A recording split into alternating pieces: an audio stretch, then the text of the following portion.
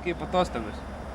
Buvau į kalnus, žinai, išvažiavęs ir šiaip gamta viskas labai faina, bet toks, nedidelis incidentas, nedidelis, žinai, važiuoju, žinai, nuo to kalno. Ir tik taip, buvo dar ledas tuo metu, žinai, palietika ir smigo lazdai ledą ir man į pilvą trenkėsi. Verčiausi kūlę per ją, galvą į akmenį ir nuo skardžio nukritau. O tai kaip tu tai išgyvenai? Povilai, tik neišgyvenau.